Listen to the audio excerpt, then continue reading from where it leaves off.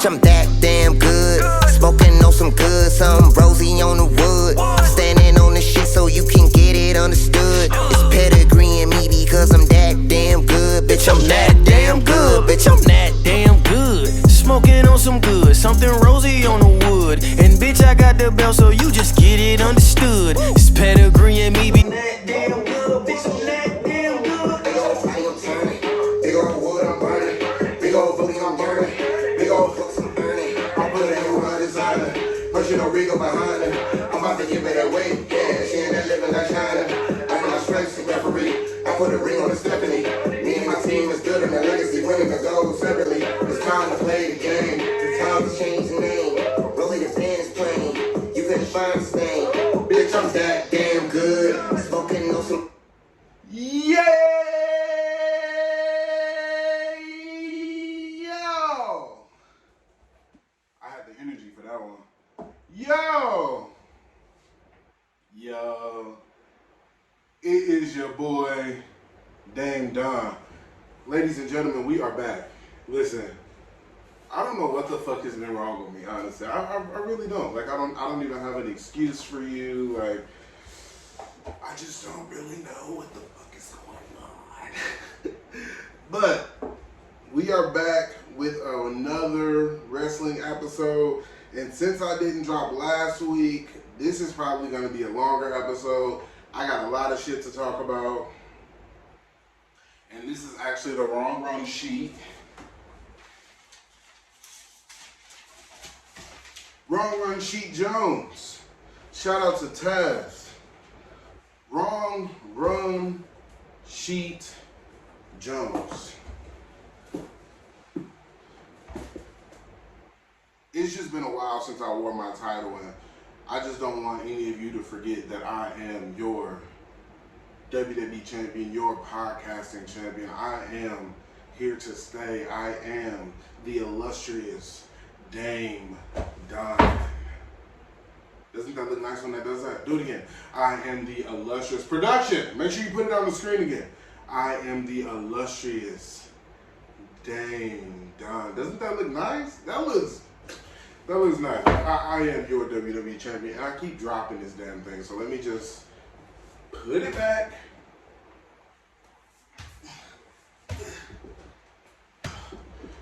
There we go. We got it. We got it. Listen, before we get started, I want everybody. Hold on, let me grab my drink. I ain't got Casamigos today. I ain't got no tequila.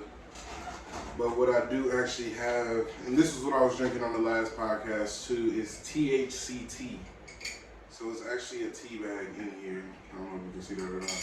But it's THC tea, fresh. Not fresh because I had it for a while, but straight out of California. Straight out of the California gardens. You feel me? Straight out of the I don't know. It's from California. But before we go ahead and get started, I want everybody to go ahead and make sure you follow my social sites. Instagram, dame.don. The podcast Instagram is C.S.A.C.don, common sense and common.don. And then my personal Twitter is @DameDon. First thing I want to talk about here is Roman Reigns has made it to 400 days as Universal Champion. He's absolutely been killing it right now. He won the title at SummerSlam Backlash last year. After SummerSlam, in that match against The Fiend and Bray Wyatt, who are both coincidentally released now. But he's had like 16 defenses. The only person who's had the title longer than him is Brock Lesnar. And Brock Lesnar held the title for, I believe it was 506 days and had a total of 6 defenses. So Roman Reigns is head and shoulders better than Brock as champion at this point.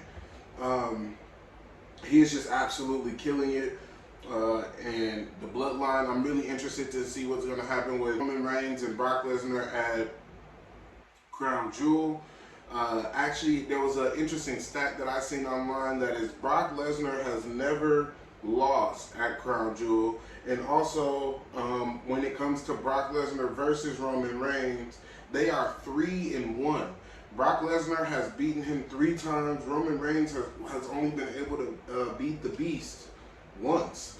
But you have to remember, a lot of their matches didn't really have full finishes or clean finishes. I remember Rollins cashed in like the first year they faced off. So there's been like a lot of different hokey stuff going on with them. I'm really excited for the new people coming over to SmackDown after the draft. We got Jeff Hardy, we got Ricochet, we got a lot of different people coming over, and I'll go over the full roster for Raw and SmackDown later in the show. But I feel like specifically Hardy and Ricochet moving over to SmackDown is going to be a tremendous move for both of them. It's going to be a tremendous move. Jeff Hardy has been talking about he's been wanting to bring his alter ego character Willow into the WWE, so it's interesting to see if they'll allow him to bring Willow in. If you don't know, Willow was actually in Impact, and Willow is just like this crazy clown-like dude, but he's Jeff Hardy's alter ego, much like Finn Balor has like the Demon or Bray Wyatt has the Fiend, much like that. So it's interesting to see if they'll allow him to bring in Willow. I would be interested to see him bring in Willow maybe like against Roman Reigns. Also, I think it's going to be interesting to see who they're going to have take the title off of Roman Reigns. My pick was to have Seth take it off of Roman at WrestleMania, but Seth has went over to SmackDown. All I know is, for the love of God, Drew McIntyre cannot, and I repeat, Drew McIntyre cannot take this title off of Roman Reigns. I don't want to see Drew McIntyre as champion for a really long time. And you put him in a tag team, give him an IC title run, give him the United States title run. I don't want him in the title picture at all. He can't take the title from Big E at Crown Jewel, and I'll get into Crown Jewel predictions as well. But I just kind of want Drew to just kind of go away. But I know he's not going to go away, so they need to put him in a different environment. Like, turn him heel or something. I'm really tired of the 3-2-1, walking down with this big-ass fucking sword like he's trying to go slay the dragon and rescue Princess Fiona. Like, I'm really tired of the sword and I'm just tired of it. I'm really tired of it. Can we turn him heel? Can we do something with Drew? I'm tired of the same happy Scotsman that we're saying. I'm tired of it. I really am. Becky Lynch, people are calling Becky Lynch out for her promo. People are saying that they don't like Becky Lynch's promo and all this and all that. First of all, I've been saying this forever. When Becky was the man and she was a face, she would come out and she would do this stuttering, Ronnie, Ronnie. Like, I've never liked her promo, and I don't know if everybody's just now seeing it. But I've never liked Becky Lynch's promo ever. It was just everywhere about people not liking Becky Lynch's promo, but I've never liked her promo, so I didn't really see the big deal. Yes, this is a cupcake. Can you just give me a second? Can you go to a transition screen or something? I need to eat this right fast. I got the munchies. Hold on.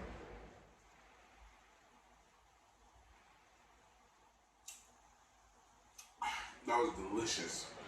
Next, Carmella is wearing like this protective mask or something. I don't know. It's one of the ugliest things I've ever seen in my life, and it's supposed to protect her face. It's supposed to protect her beauty. It's supposed to make Carmella the most beautiful woman in all of WWE, and it's supposed to protect her and keep her as beautiful as she is. The mask looks very stupid. The first time that the mask debuted, the crowd let her know that the mask looks very stupid, but it works. And Carmella may actually be winning the Queen's Crown tournament. I'll give you my predictions for that later in the show, but Carmella may be winning the Queen Crown tournament. I want to talk about Dana Brooke. I feel like Dana Brooke has kind of been in this floundering spot for the last couple of years. I feel like the most we've seen of her was like in the Money in the Bank, when they had it like in the corporate office. I really enjoyed Dana Brooke in that. And then they had her in this tag team with Mandy Rose, and then they split that team and put her back with she was in a team with Mandy Rose, and then they split that team, and she's just kind of been floundering ever since. Shayna Baszler beat her up like maybe a week or two ago. I feel like at some point they just kind of have to let Dana Brooke go. And I don't mean release her, I don't mean fire her, but they have to let her go in the ring and see what she's about, see if she's able to do something, see if she's able to literally go in the ring. And if she can't go, then they need to figure something else out. Because she's kind of been in the same spot since she's got there. She's always kind of somebody's sidekick. I mean, first it was Emma, then it was Charlotte, then it was Mandy Rose. But in between all of these tag team partners, she's doing absolutely nothing. And I feel like I'm forgetting another partner that she had somewhere in there. But I feel like she's kind of doing nothing. And I don't know if it's her fault. Like, I don't know if she's just, like, not taking the opportunity. Like, maybe do some stuff, like, for WWE.com. I remember Tenille really got noticed doing that when she was doing the WWE.com vignette. She really got noticed and really got over just kind of doing that on her own. Maybe that's something Dana Brooke needs to do. I'm not really sure what's going on with Dana Brooke. I don't think they really know what to do with Dana Brooke. And I kind of feel like Dana Brooke is just okay with being in the position that she's in. Like, she's not fighting to be in a different position. It doesn't seem like. But then again, she could be pitching ideas, you know, every fucking week and getting denied. So, like, we really don't know. But from the outside looking in, it's just kind of like, do something. Do something, please. Let her do something. Gable Stevenson, the Olympic athlete, the Olympic champion, was drafted to Monday Night Raw in the draft. This was a very interesting pick. I knew Vince McMahon was not going to let an Olympic athlete slide through his fingers, especially after he showed interest on Twitter. And then Jack Hager tried to kind of get him into AEW, and the guy literally asked Jack Swagger, "Who are you?" So it looks like he's going to be on his way to wrestling pretty soon. I do know he got signed quite some time ago, but they did just officially put him on Monday Night Raw. I think it's going to be interesting to see if they're going to have him doing matches straight away, or if they're going to have him be an on-screen character straight away. Like, it's just really interesting to see what he's going to be doing, because clearly he can amateur wrestle, but this is sport, you know, like, this wrestling and then Olympic wrestling are two completely different things. Like, let's be honest, you can't get put through a table and hit with a chair in the Olympics. Like, all that shit is going to happen here. So we got to figure out, like, well, they got to figure out how they're going to do this, how he's going to fit in, where he's going to fit in, and I think that's going to be really interesting to see. Bobby Fish has officially been signed to AEW. Bobby Fish is all elite. Bobby Fish had a tremendous showing against Sammy Guevara for the TNT Championship. In his first match in AEW, he kind of challenged Sammy on Twitter, and then Sammy accepted, like, behind the scenes, and then shortly after that match, he was signed, or that night he was signed, or before, I don't know, it was announced that night that he was signed. So that was actually really cool to see Bobby Fish going over to AEW. I'm sure Adam Cole put some type of word in for him. I'm just really excited to see what's going to happen. Maybe we can have Bobby versus Adam, Bobby versus Bryan Danielson, I guess Bobby versus CM Punk. I'm not really a big CM Punk fan. I'm not really sold on CM Punk. I don't really give a shit. I think I've made that pretty obvious, but we could do Bobby versus CM Punk too. Who cares? But Sammy Guevara also did beat Miro for the TNT Championship in a tremendous match. The following week, he faced Bobby Fish, and I do believe that that's how Bobby Fish got signed. Lio Rush has also returned to AEW, coming out of retirement for the second or third time. I'm actually a big fan of Lio Rush. I was actually kind of really upset when he came back and then retired, and then now he's back again. I was really upset when he retired the first time, especially because it was just like an injury. Like, come on, bro, you could have just rehabbed that and then come back. But I guess it was some type of nagging injury or something like that. But it does look like he's back. I'm not sure if he's going to be a manager or wrestling or whatever, but it kind of looks like he's kind of pulling strings of wrestlers. Matt Sydal, formerly known as Evan Bourne, a match with CM Punk coming up tonight on AEW Revamped. So that'll be interesting to see what exactly Lio Rush's role is. Lio and Mark Henry did actually recently squash their beef. We know that they had a really bad Twitter interaction a couple years ago. Leo pretty much told him to go fuck himself, you know, and Mark didn't take too kindly to that because Mark Henry is respectfully a legend. So it doesn't like they did squash their beef, and Leo Rush did say that Tony Khan actually had a lot to do with that. Like I just said, I'm over CM Punk already. I'm really tired of him. I just don't really see what the hype is about CM Punk. I don't care about the go to sleep. I don't care about the Endocrine device. I don't care about the it's clobbering time. Like, since Daniel Bryan has joined AEW, I've watched AEW now more than ever. Like, I feel like because of Bryan Danielson, I discovered Jade, because I didn't really know Jade, and her match was right after Bryan Danielson's, and that's why I'm a huge fan of Jade now. I'm actually on a hunt to watch all of Jade's matches. Like, I am a huge, huge fan of Jade Cargill. But since Bryan Danielson has came, I've watched AEW more. Like, I could really give a shit about CM Punk. I didn't even really watch his match with Darby Allin. I pretty much kind of skimmed through it. I did watch it, but I just kind of skimmed through it. Like, whatever. I just skimmed through it. I'm not sure if AEW are getting trios titles, but it looks like they need to at this point.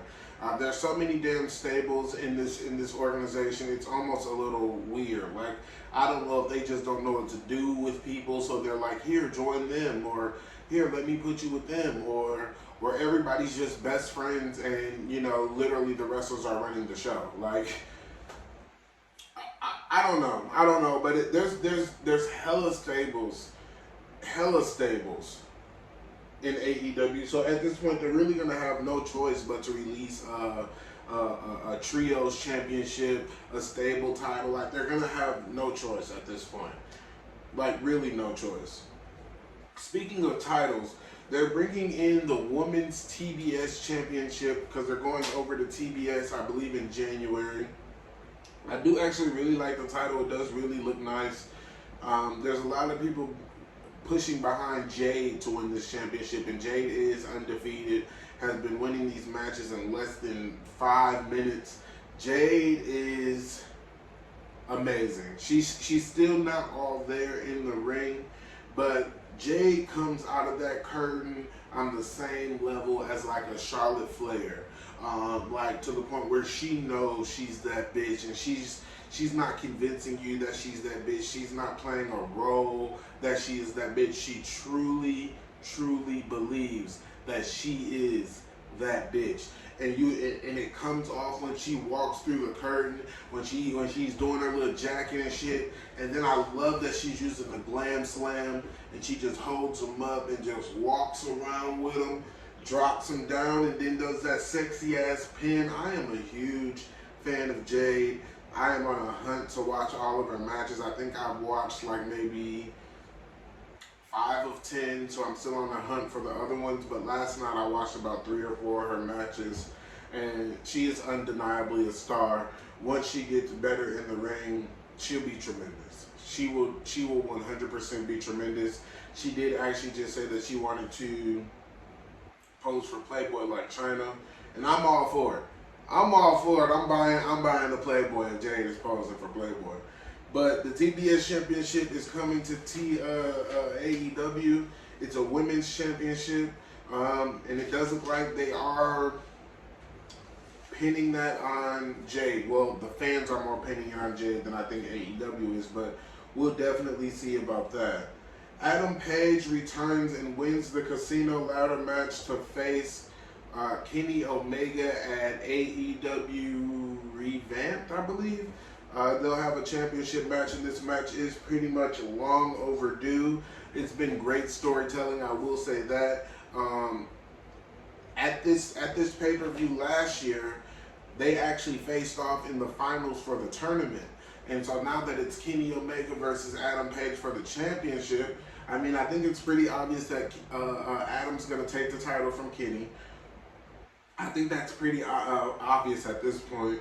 But I think it's going to be a great match. I'm not really a big fan of Kenny Omega. I've never really made that a secret. I don't really know Adam Page. I'm just kind of interested to see what he can do in the ring, so we'll definitely, I mean, I'm not saying I've seen a couple of his matches, but it'll be interesting to see what he can do as champion, because it's clear that he's going to be winning this championship. Can we please stop with the Bryan Danielson headbutts, suplexes to the head? Like, Bryan Danielson is out here wrestling like he does not have a concussion history. Like, he was not forced to retire due to concussions. Daniel Bryan needs to chill. You need to chill, DB, BD, whatever your name is. I don't like the head spots. I don't like you getting dropped on your head doing flying headbutts. You know damn well you ain't supposed to be doing no flying headbutts, Daniel. Come on now. Come on now. This isn't really a headbutt, but it's like a headshot. Matt Hardy, what the fuck are you doing in AEW? Everybody was doing all this complaining about how Matt Hardy was not being used properly in WWE and blase, blase, blah, blah, blah. Matt Hardy is literally like trying to find his youth in AEW, it seems like. Like, he's hanging around with House Party as a manager or something, I don't know. He's just kind of at this point giving me like creepy uncle vibes that are just like the uncle that's trying to stay cool, but he's just not cool anymore. Like, that's kind of the vibes that I'm getting from Matt Hardy at this point. Like, he needs to do something. Everybody made such a big deal about, oh, WWE's not letting him be broken and all this, and then he was saying he wasn't broken because he couldn't do it without the fans. Well, the fans are back now, so you need to snap out of this big money Matt thing, because it sucks. It really sucks. I don't like it at all. I don't like it at all. And then everybody's saying, oh, I want Jeff to go to AEW. What is Jeff going to do? Go there and be a co-manager with Matt? Like that? No. No. I don't like that. AJ Lee. AJ Lee. For those that know me know that AJ Lee used to be my baby when she used to come out and skip around the ring, and the longest reigning Divas champion of all time at 295 days. AJ Lee has returned to wrestling as a producer, I believe, of WOW, Women of Wrestling. It's an all-women's wrestling promotion, and I'm really happy that AJ Lee decided to come out and, you know, do wrestling again, because I know for the longest time she was saying, oh no, I'm done. I don't want to wrestle anymore. I don't want to be in the wrestling business anymore. She was just saying, oh, I'm an author now. So I'm really happy that, you know, she changed her mind. Maybe her husband, CM Punk, going to AEW kind of re-sparked her passion. And she didn't necessarily want to wrestle, but she wanted to be like in the realm of things. So I'm really happy that AJ Lee decided to come back to wrestling. Speaking of women of wrestling, Tessa Blanchard did return with AJ Lee, and Tessa Blanchard has an awful history. She has a history of being a racist, a bully, spitting in people's faces. She took the TNA Impact World Championship and flew to Mexico and told them that they had to pay her $50,000 for the championship back. Like, I'm not sure why any wrestling company would ever want to work with her again. AEW wants nothing to do with her. WWE wants nothing to do with her. And it's pretty much all because of her. Like, she really, really fucked herself. But I'm really happy that AJ Lee really came back and she's really, really in the wrestling division. I'm really happy about that. I don't give a shit about Tessa Blanchard. Next, everybody is in an uproar because Johnny Gargano, I've always had a hard time saying his last name. Johnny Gargano updated his Twitter bio, and he removed all references of WWE and NXT. His Instagram bio just pretty much says professional wrestler now. And I believe before it said like former NXT champion, NXT superstar, blah, blah, blah. I think people are kind of looking too deep into the whole Twitter bio thing. I think that maybe he just wanted to update his bio. I change my bios and things all the time. I think people are really just looking too deep into it. It would be interesting to see if Johnny Gargano does leave WWE, because he would 100% be a big star. I'm not really sure why he's never went to the main roster. Like, same like with Kyle O'Reilly and Tommaso Ciampa. Like, I don't know if they just don't want to go up. I do remember hearing like Undisputed Era didn't want to go up, but I'm not sure if Johnny Gargano and Tommaso just don't want to go up. If there's just not interest from the upper management, which I don't see, because I feel like they would have been released already. Like, I feel like people shouldn't panic. I feel like Johnny's going to be fine. I feel like Johnny's going to stay and he's going to stick it out. I don't see Johnny Gargano leaving. But at the same time, what more does he have to do in NXT? Happy Corbin. So firstly, when Happy Corbin first came out, I thought that people online were just simply calling him Happy Corbin. I didn't realize that WWE was literally having casino slots on his entrance theme song music and on the background. And he's literally coming out as this over-the-top Happy Corbin. I don't like it at all. Can we please get the Lone Wolf back? I think he needs to turn on, what is his name? Roderick Moss, whatever the fuck his name is. He needs to turn on Moss, and he needs to become the Lone Wolf, clothesline him, hit the end of days on him, and tell him, no, I'm the Lone Wolf, I don't need you, blah, blah, blah, blah, blah. Because this Happy Corbin thing, it's over with for me. I don't like it at all. I really don't like it at all. They're really just kind of shitting on Kevin Owens every week, which is leading people to believe that Kevin Owens is on his way out the door. I personally don't know if Kevin Owens is leaving. If he does leave, that would be a true loss for WWE, 100%, a true loss for WWE.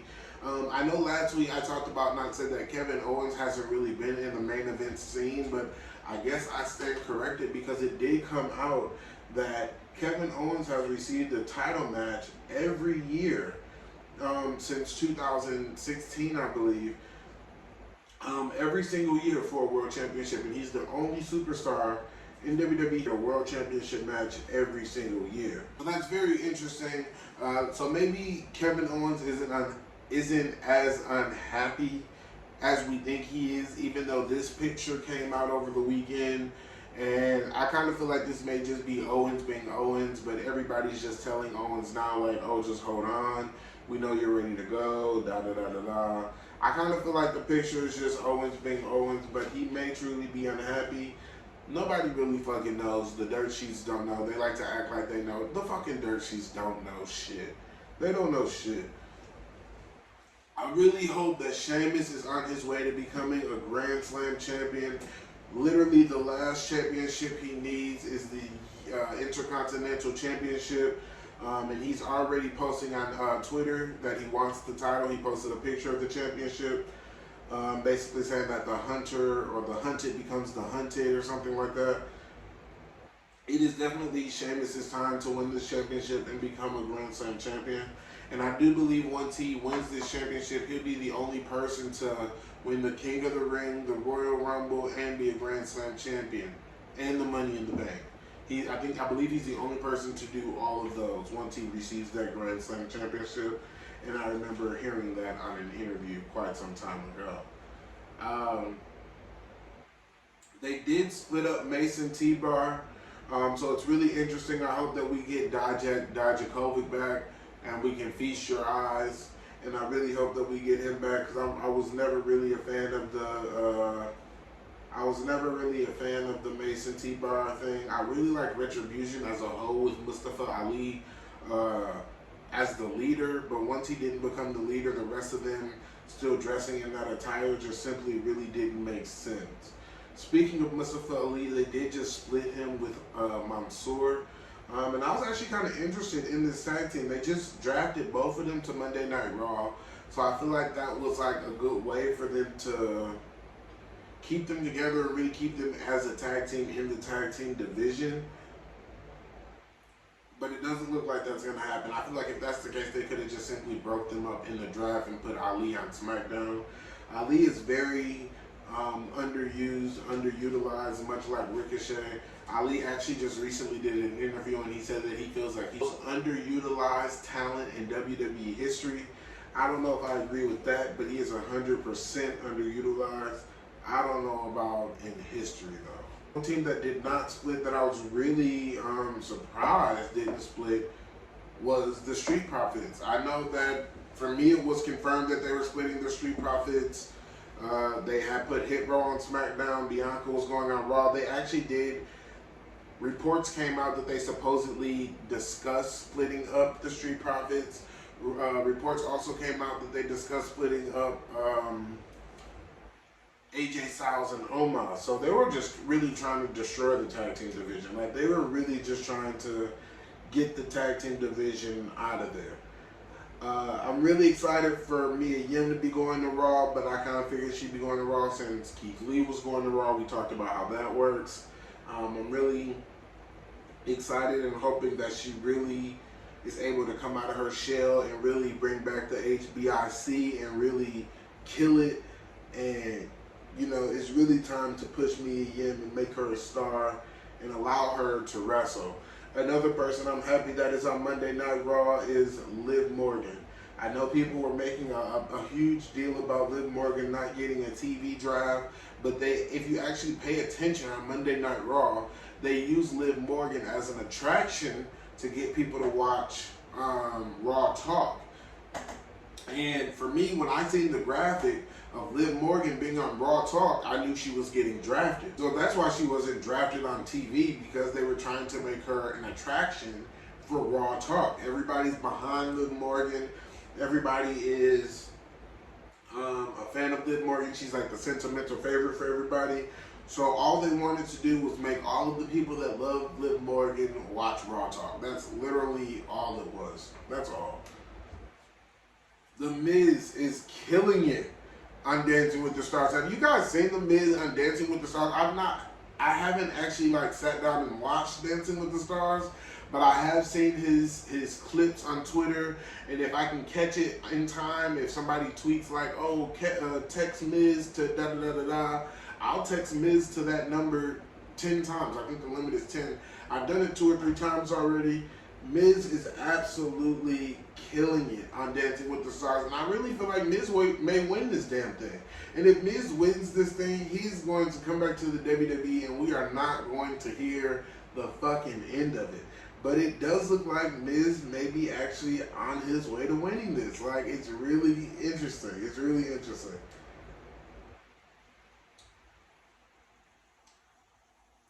Speaking of splits, I know we just talked about splits a couple topics ago, but one split I did forget is the New Day split is official. I know I came up with this whole theory about Usos going to Raw and them being traded back. It didn't happen. The Usos are on SmackDown. The New Day are on SmackDown. Big E is on Raw. The New Day have split. I think this is really just kind of to make Big E a big star. I really think that Vince really sees something in Big E, and he doesn't really like he wants Big E to be more of a serious champion, but he doesn't want to break up the New Day, I feel like this is like the closest way for Vince to break up the New Day without breaking up the New Day. You know what I'm saying? I don't know. I think it's interesting. I feel like Big E is going to be a great champion without New Day. I would love for Big E to turn heel or something like that. Yeah, but the New Day are officially split. People are wondering why Charlotte Flair was drafted to Friday Night SmackDown, and it has come out that Charlotte Flair was drafted to SmackDown because Fox specifically requested the Queen. Let me say that again. Fox Network specifically requested the Queen. So the Fox executives have been sitting up straight. They've been sitting up straight. They've been bending the knee. They've been kissing the ring of the Queen. I want you all to bow down to the Queen. This is just your friendly weekly reminder to sit up straight, fix your posture for the Queen. Woo! Speaking of Queens, my prediction for the Queen's Crown Tournament, I believe it's going to either be Zelina Vega or Carmella. Those are my two, or no. Zelina Vega, Carmella, or Shayna Baszler. Those are my 3 picks. And actually tonight on Friday Night SmackDown, Carmella's going to face Zelina Vega in a qualifying match. I feel like one of these 2 people, or one of those 3 people, are going to win the Women's Cream Crown Tournament. I know that there's been a lot of concern, I guess I could say, over the Queen's Crown Tournament. The matches have not been longer than 5 minutes, 4 minutes. And there's a lot of people saying, oh, the matches need to be longer. They don't care about the Queen's Crown Tournament. Da-da-da-da-da. Maria was tweeting, and she was never even really a wrestler, but she's a wrestler kind of, but she was a manager. But Maria was tweeting and saying that the women need justice. I feel like everybody just needs to fucking relax. Like, it was the first round of the tournament. Sure, the matches could have been longer and more strenuous. Sure they could have been, sure. But I feel like everybody just needs to calm down. Everybody just harps on everything that WWE does. If AEW was doing this, nobody would have a fucking issue. Speaking of AEW doing things, and those are my predictions for the Cream Crown Tournament. Let me just jump into this right fast. MJF has had a total of 10 matches in AEW all of 2021. A total of 10 matches. Even though he's on every show, sure, who cares? If WWE had a talent and they were on every show but not wrestling and had 10 matches for the year, everybody would bitch. And you can't tell me they wouldn't, because that's exactly what they did with Alexa Bliss when they wouldn't let Alexa Bliss wrestle. Everybody was oh so tired of Alexa Bliss and blah, blah, blah, blah, blah.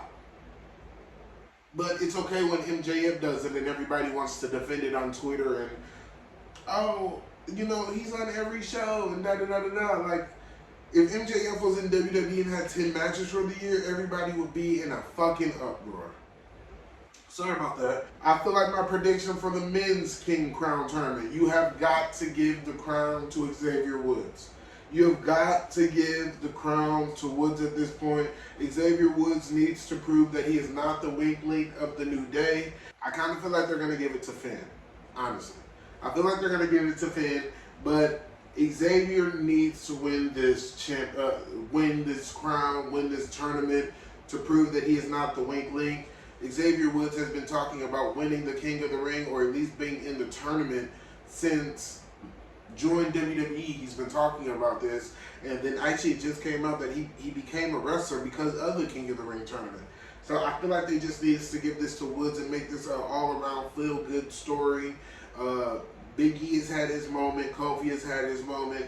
It is time for Xavier Woods to have his moment. Braun Breaker, the nephew of Scott Steiner, son of Rick Steiner, is actually having his moment pretty soon at Halloween Havoc once he faces Tommaso Ciampa for the NXT Championship. And it's obvious that they see a lot in Braun Breaker. It is 100% obvious that they see a lot in him. And so it's going to be interesting to see if they take the title off of Ciampa and give it to Braun Breaker, because he's came in really fast with a lot of energy and a lot of momentum, and then they have to see a lot in him because they're giving him a title match in his only 3rd or 4th match, 5th match at the most. Speaking of title matches at Halloween Havoc, Toxic Attraction are going for the Women's Tag Team Champions. Mandy Rose will face Raquel Gonzalez for the Women's Championship in a spin the wheel match, where you spin the wheel gimmick and then it tells you the match stipulation. Mandy Rose has been absolutely killing it in NXT. This move to NXT was probably the best thing that Mandy Rose could have did.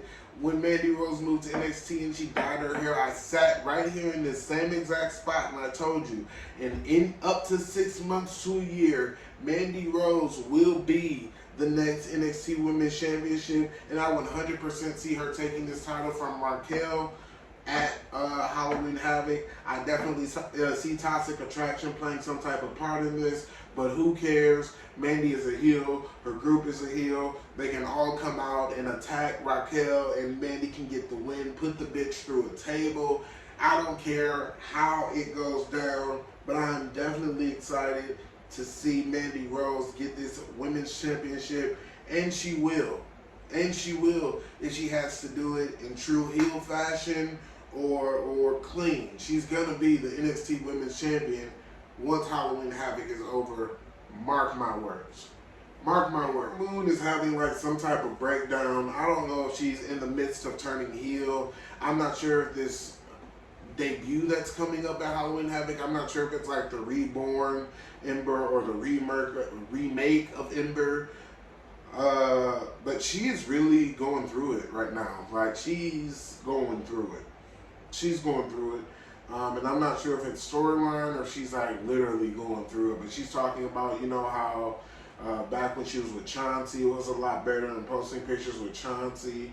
Like, I'm just not really sure what's going on with Ember Moon. I'm not sure at all. We did just talk about the NXT Women's Championships, but I just want to take a minute and talk about the WWE Women's Tag Team Championships. There are no tag teams.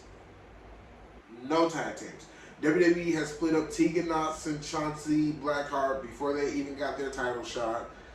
Natty and Tamina have been split on separate brands now, and I feel bad for Tamina because Tamina pretty much never won anything before she got the tag team title, so I'm pretty sure she's going to be in that same spot with Dana Brooke. We have absolutely no women's tag teams. There's a lot of women on both Raw and SmackDown. They're going to have to pair some of these women up, make them teams, because there are literally no women's tag teams right now aside from the champions, and the champions aren't even literally a team. Like, they're two superstars they put together. The champions aren't even a team. So it's going to be interesting to see how they do that or how this is going to work. It's just very interesting. We'll see how it plays out. Escape from the Undertaker is officially on Netflix. It is a new special with The New Day. I have not watched it yet. I will go ahead and watch it soon. I actually kind of forgot about it. I'm happy I wrote it down, but I think it was like, I read it was like kind of like an interactive thing, so you can pick which room you want to go in and things like that. Kind of like how The Lion King had the little game at the end of the DVD back in the day. Just like kind of one of those little fun things. I feel like it's more for kids. That's really why I haven't like really watched it and jumped into it. I feel like it's like really more of like a kids interactive thing, but I will watch it just because it is wrestling related. Like, why not? Bel-Air and Sasha Banks faced off against Becky Lynch and Charlotte Flair in a complete fucking brawl on Monday Night Raw. It was supposed to be a tag team match, and it ended in an absolute brawl. I, for one, absolutely love this. I love how Charlotte Flair is always involved in something, even if it has absolutely nothing to do with her. I love the Queen. Like, you cannot discredit the Queen. I also feel like this is a great setup because Bianca has still never really gotten her revenge for being attacked by Charlotte Flair. So I feel like you have to have Bianca win the title at Crown Jewel. She has to win the title at Crown Jewel and face Charlotte Flair at Survivor Series. Because you cannot keep doing Charlotte versus Becky, Charlotte versus Becky.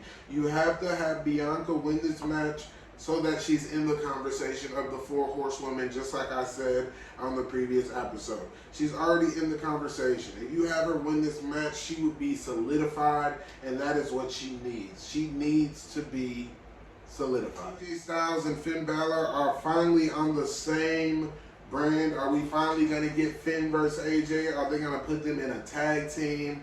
It is going to be really interesting to see what they do with both former leaders of the Bullet Club. Of course, Finn Balor made the Bullet Club, discovered the Bullet Club, and then once Finn Balor got signed to WWE, AJ Styles then took over the Bullet Club, I think. I'm not really familiar with Japan wrestling, so if that's not the right thing or the right history, just forgive me, I apologize.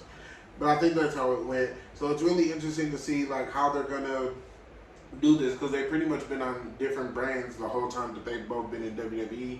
So I really love to see them face off and see how it is once they do face off. I'm gonna say it right now. Liv Morgan was eliminated from the Cream Crown tournament because Liv Morgan is winning the Royal Rumble. Last week I said I do not want Liv to win the Cream Crown tournament because I want Liv to win the Royal Rumble. Last week I said that. Liv Morgan was eliminated in the first round. She sat there crying and all this. It's okay, Liv. We'll see you at the Royal Rumble. I promise. You're going to win the Royal Rumble. You have to. The crowd is behind you. They simply cannot deny Liv Morgan. When she comes out, you can hear the crowd is clearly behind her. The crowd is cheering for her. And the more she loses, even though everybody's making such a big deal out of this, the more Liv Morgan loses, the better it is because the fans are going to get more behind her. So the more she loses these big matches, it's going to make it seem like, oh, I wish Liv won that one. Oh, I wish Liv won. But you can't keep doing it to the point that you miss. Like, she has to win the Royal Rumble at this point. Like, there's no ifs, ands, or buts about it. Liv Morgan has got to win the Royal Rumble. They have to pull the trigger at the Rumble. The crowd is behind her. And if they don't pull the trigger on her, they not only are they going to turn on Liv, but they're going to turn on the WWE even more than they've already turned on WWE. So Liv has to win this championship or win the Royal Rumble to also put her name in the conversation. Liv also wants to be in the conversation of the 4 horsewomen and all of that. Like, that's the goal, to be, they're pretty much top tier. Like, they've been told that they are the hierarchy, the cream of the crop. That's where everybody is aspiring to be. They have to pull the trigger on Liv Morgan and allow her to get to that level. They have to. The Iconics. Iconic. Do it. Put it up there. Iconic! Even though they're not the inspiration, the Iconics are on their way to Bound for Glory as heels, and in their first match, they will face DK for the Women's Tag Team Championships in Impact. I am so excited about the Iconics going to Impact. This is a huge signing for Impact. Absolutely huge signing for Impact. I am so excited that they are able to go ahead and get them signed. I did 100% think that they were going to be going to Smackdown, or I'm sorry, not Smackdown. I thought that they were going to be going to AEW because Peyton's husband was there and the Guerrero family is there, but they have went to TNA where there is already a built women's division, and I couldn't be happier about it. Congratulations to the Iconic on this well-deserved title shot, and it is well-deserved. Congratulations to the Iconics. And also, speaking of the Royal Rumble and Liv winning the Royal Rumble, it does look like the Royal Rumble is on a Saturday this year, January 29th, much like SummerSlam was on a Saturday this year. And it looks like they're really enjoying the Sunday pay-per-views. I really enjoy the Sunday pay-per-views. I think I'm actually going to try to go to the Royal Rumble. I actually just, I'll be starting a new job, so I'm not sure how I'm going to get off for that. But I'm going to try to get that cleared immediately because I'll definitely be trying to go. I was actually looking at tickets the other day. So it'll be interesting to see what's going down at the Royal Rumble, who's at the Royal Rumble. All I know is Liv Morgan is winning the Royal Rumble on Saturday, January 29th, 2022. The Rock vs. Roman Reigns is no longer scheduled to be at WrestleMania this year, and now it is scheduled to take place at WrestleMania in Los Angeles. I feel like that makes perfect sense. It always makes sense for The Rock to, it always made sense rather, for The Rock to wrestle Roman at WrestleMania, considering The Rock left wrestling for Hollywood. So that makes perfect sense, and that's exactly how they should keep it and exactly how they should have did it. Tony Khan has mentioned WWE again. Basically saying he's going to beat WWE because Rampage is, there's a Super Smackdown tonight and it's going for 2 hours and 30 minutes. So, of course, that last 30 minutes cuts into Rampage. And now Tony is saying, oh, I can't wait to beat your main show. Last week, SmackDown received 2 million viewers. Rampage had 600,000 viewers. So unless you're going to have a whole 2,000 viewers within this 7-day time frame tonight, you're not beating them in the ratings, especially because the card is stacked and WWE has announced that their last 30 minutes of the show is commercial free. AEW also did announce that their first 30 minutes is commercial free and their first match is CM Punk. Nobody gives a shit. You should have put fucking Daniel Bryan on, and then maybe I would have watched and maybe felt a little more eager to jump over and change the channel. I don't give a shit about CM Punk. I'll be watching SmackDown, and if I get around to watch Rampage, I'll watch Rampage. AEW Dynamite is taking place on a Saturday this week, so tomorrow actually, and we'll have Daniel Bryan or Bryan Danielson. I can't get used to calling him Bryan Danielson. His name is Daniel Bryan. He'll face Suzuki. I can't say his first name. He'll be facing Suzuki, and I guess they faced back in 2004 in a very intense match, and Daniel Bryan basically said that Suzuki beat the shit out of him. So I hope that that's not the same case, because Daniel Bryan is not in a predicament where he can be getting the shit beat out of him due to his concussion history and all of that. So something's got to give. Daniel's got to chill. I think it's going to be a good match, but I hope it's not as strong style as they did before. Really quick before I get into my crown jewel predictions, let me just go ahead and give you the free agents after the draft, the people that were not drafted to either Raw or SmackDown, and these people are able to pick which brand they want to go to. So let me just go ahead and just run through these people quickly, and then we'll go ahead and do the crown jewel. We'll go ahead and do the crown jewel predictions, and then after that we can discuss the new people on the roster, and then I'm done. I'm just gonna read off the names of the new people on the roster. I'm not discussing shit. No, I'm just joking, but I'm just joking. But we're gonna read off the names and shit. Okay, so the free agents after the draft: Brock Lesnar. I don't really see Brock Lesnar picking his show. I see Brock Lesnar doing whatever the fuck Brock Lesnar wants to do. Goldberg, no one cares. Asuka, she's injured. Elias, I've never been a fan of Elias, but he's doing some type of makeover. Eva Marie, injured in storyline. Lacey Evans, pregnant. Grand Metalik, he recently asked for his release, so that's probably why he wasn't drafted. MVP, injured. Lindsay Dorado, I can't, whatever his name is. He wasn't drafted. Slapjack, which was Shane Thorne from Retribution, was not drafted. Maryse was not drafted, the wife of The Miz. Bayley was not drafted, injured. Titus O'Neil was not drafted. He hasn't wrestled in years. Speaking of things, he hasn't wrestled in years. So those are the free agents after the draft. The new roster after the draft, we might as well just do this all in one kick, and then we can just do the crown jewel predictions after this.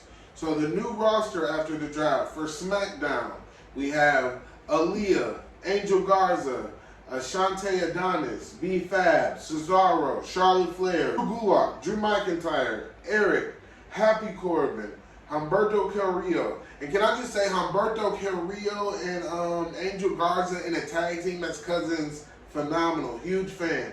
Isaiah Swerve Scott, Ivar, Jeff Hardy, Jimmy Uso, Jey Uso, Jinder Mahal, Shinsuke Nakamura, Kofi Kingston, Mace, Madcap Moss, Mansoor, Mustafa Ali, Naomi, Natalya, Rick Boog, Ricochet, Holland, Roman Reigns, Sami Zayn, Sasha Banks, Spankies, Shayna Baszler, Sheamus, Chauncey Blackheart, Tony Storm, Top Dollar, Xavier Woods, and Xia Li. And the draft is, of course, effective October 22nd. The participants for Monday Night Raw for the night after Crown Jewel. We have AJ Styles, Akira Tozawa, Alexa Bliss, Angelo Dawkins, Apollo Crews, Austin Theory, Becky Lynch, Bianca Belair, Big E, Bobby Lashley, Carmella, Cedric Entertainer, good lord, Cedric Alexander, Chad Gable, Commissioner Aziz, Damian Pierce, Dana Brooke, Dolph Ziggler, Dominic Mysterio, Doudrop, Drake Maverick, Edge, Finn Balor, Gable Stevens, Jason Riker, John Morrison, Karrion Kross, Keith Lee, Kevin Owens, Liv Morgan, Mia Yim, Montez Ford, MVP, Nia Jax, Nikki Ash, Otis, R-Truth, Randy Orton, Reggie, Rey Mysterio, Rhea Ripley, Matt Riddle, Robert Roode, Seth Rollins, Shelton Benjamin, T-Bar, Tamina, Tegan Knox, The Miz, Veer, and Zelina Vega. My God.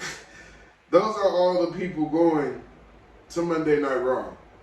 And of course the draft is again effective on October 22nd, the night after Crown Jewel. Speaking of Crown Jewel, let's just jump right into the Crown Jewel predictions here. I'm going to start with the main event with Brock Lesnar versus Roman Reigns, with Paul Heyman in the corner of Roman Reigns. Paul Heyman, I feel like, is going to play a key part in this match. He's either going to turn on Brock or he's not going to turn on Brock, but that's pretty much going to be the story this whole match. Is he going to turn on Brock? I feel like Roman Reigns is winning this match only because it came out that that Brock is taking time off after Crown Jewel. Drew McIntyre versus Big E. Big E is winning. Drew needs to go the fuck away. Goldberg versus Bobby Lasher. I really hope Bobby Lasher takes this match. They may have Goldberg take this match because I think the people in Saudi Arabia are kind of big on Goldberg. Goldberg needs to go the fuck away. He needs to go the fuck away. Hopefully Bobby Lashley is winning this match. Next up, we have Queen and the King of the Ring finals will be taking place at Crown Jewel. We have Becky Lynch versus Bianca Bel-Air versus Sasha Banks for the Smackdown Women's Championship. Of course, I have Bianca Belair pinning Sasha Banks. We got Randy Orton and Owens. We got RK Bro versus AJ Styles and Owens. I got Randy Orton and Matt Riddle, RK Bro, retaining the tag team championships. We got Edge and Seth Rollins in a Hell in a Cell match. I'm really excited that we're actually getting an actual Hell in a Cell match for a match that calls for a Hell in a Cell match, and we're not just getting a Hell in a Cell match because we have a pay-per-view named Hell in a Cell. I'll actually talk about that next too. And then we have Mansoor versus Mustafa Ali. I have Mansoor winning this match because Mansoor is from Saudi Arabia, so he's probably going to win that match. But at the same time, they always beat people in their hometown. But I don't think they're going to beat him in his hometown because the Prince will probably have their heads cut off. But speaking of Hell in a Cell, WWE has canceled the TLC pay-per-view, and I think that WWE needs to cancel all of the named pay-per-views. Take TLC, take Elimination Chamber, take Hell in a Cell, take Extreme Rules. WWE needs to take all of these damn shows. Take them all. Take them all. Take them all. Lastly, we have Super Smackdown tonight. Is going for 2.5 hours, and of course it is on FS1, not the normal Fox. And set for tonight's Smackdown, we got Becky Lynch versus Sasha Banks. We got Naomi versus Sonia Deville, and that's really interesting that we have this match after I sat here and I said that I believe that Naomi may actually be the one to bring Sonya out of retirement. However, I don't see Sonya being the winner or being wrestling tonight at all. I feel like somebody's gonna debut. I smell a debut, and I don't see Sonya Deville actually wrestling. Brock Lesnar is set to return. Finn Balor will face Sami Zayn in the King of the Ring tournament semifinals. Carmella versus Zelina Vega will take place in a semifinals for the women's Queen of the Ring tournament. So they are really stacking the deck, and of course that last 30 minutes is commercial free. So I'm very excited to go ahead and see what's going to happen here. I really thank you guys for sitting here and listening with me and talking with me and listening to me ramble. But, I got a little knowledge, Put some respect on my name. I got a little knowledge, you feel me?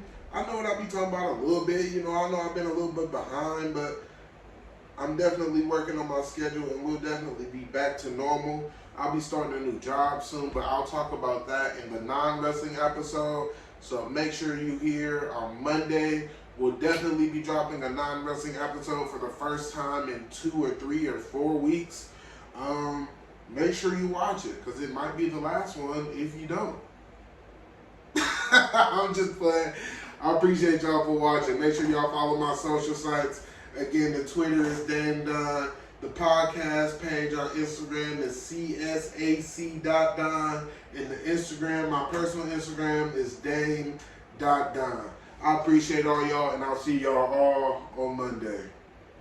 And that's the road, dog. That nigga cold, dog. I got a cold shoulder for a fuck nigga if you prove me the mob. I'm pulling up, I got the hammer.